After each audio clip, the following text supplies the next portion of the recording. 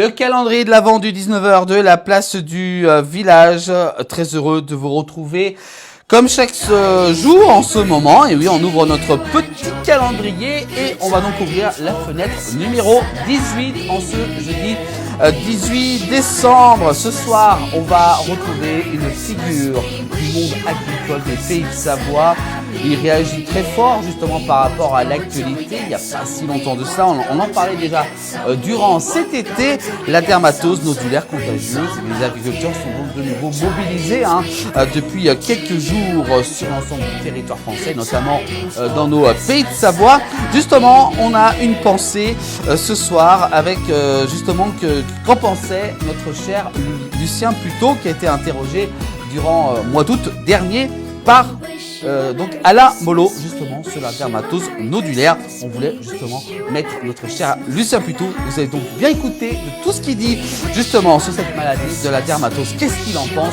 C'est notre calendrier de l'Avent en ce 18 décembre avec le reportage de Alain Mollo.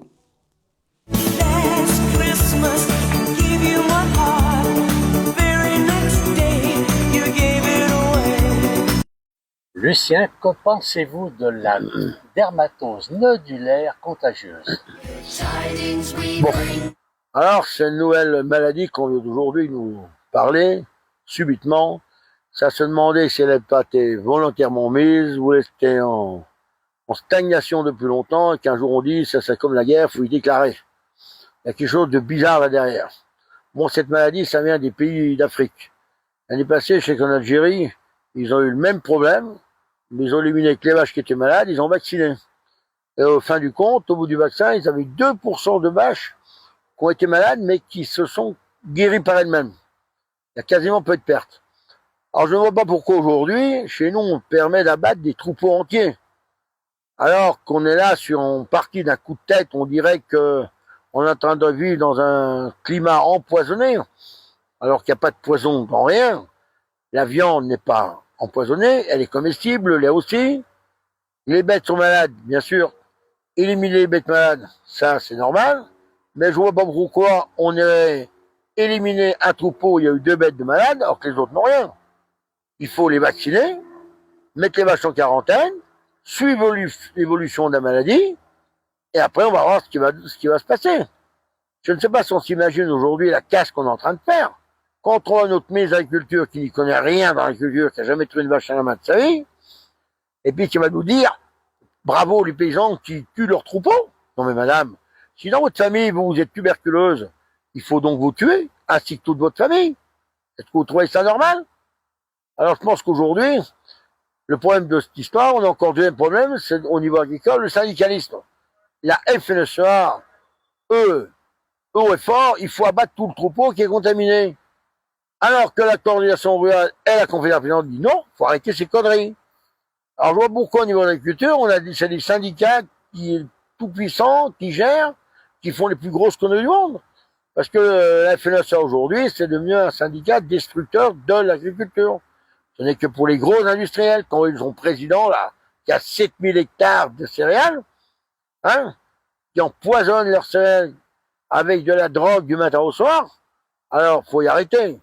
Alors aujourd'hui, si c'est le poison qui commande la population, je vois pas comment finir.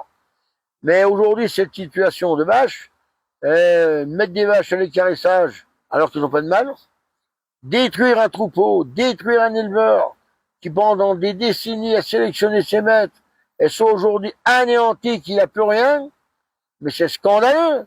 Et qui va payer toute cette casse? Nous, le gouvernement, l'État c'est qui? C'est nous. Ça se demandait si on veut plus de vaches. On préférait peut-être voir dans le canton de Faverges un terrain de golf avec nos ministres qui succèdent au gouvernement. Eux, il n'y en a jamais un qui est malade, ils n'ont jamais eu le Covid, il n'y en a jamais un qui meurt. Ils viennent tous très mieux d'avoir l'archer de leur chien fauteuil qui se réélargit, tellement ils bouffent.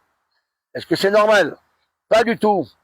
Alors nous, les paysans aujourd'hui, il faut qu'ils se mettent dans la tête qu'ils sont gouvernés par des gens qui n'ont aucune capacité. Et c'est pas les syndicats tout puissants qui doivent prendre des décisions pour les autres. Ça se demandait s'ils sont en train pas de cacher quelque chose. Parce que donner les ordres, vite, faut tuer les vaches, il y a quelque chose là-dedans, comme on dit, on cache la merde au chat, là. Il y a 2 poids, 2 mesures. Je suis curieux de savoir ce qui se passe là-dedans. Et de toute façon, dans ces organismes agricoles, il n'y a jamais rien de clair.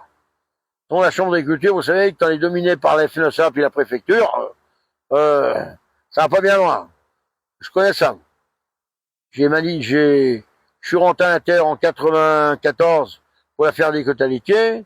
Eh ben, je vous dire que j'ai trouvé des choses vraiment pas belles. Et c'est là qu'on voit que le niveau agricole est corrompu de A à Z. Mais avec cette niveau de cette fièvre-là, de cette vache, si les paysans ne se mettent pas main dans la main, aujourd'hui, eh bien, il faut faire barrage, il faut arrêter d'abattre les troupeaux, il faut prendre les qui se mettent, moi, je sais que moi, ça m'arriverait, que j'ai un troupeau qu'on veut euthanasier, j'ai déjà préparé les choses. C'est des tracteurs, tout le tour, la ferme avec des grosses bottes de paille, arroser l'huile de vidange. Et si jamais les CRS passent à l'action, on passe à l'action aussi. On prévient la préfecture. Vous les voulez comment, vos CRS? Cuits, demi-cuits, bien cuits? À vous de choisir, monsieur le préfet. Vous voulez la guerre? Ben, vous allez l'avoir. Et vous n'êtes mal tombé. Alors, j'aimerais bien savoir ce qu'ils feraient, là. Je pense qu'ils feraient marche arrière. Et les paysans aujourd'hui, malheureusement, sont devenus des fonctionnaires. Ils vivent avec des primes. Alors, on leur fait peur que si vous bougez, on supprime vos primes. Mais c'est quoi ce travail?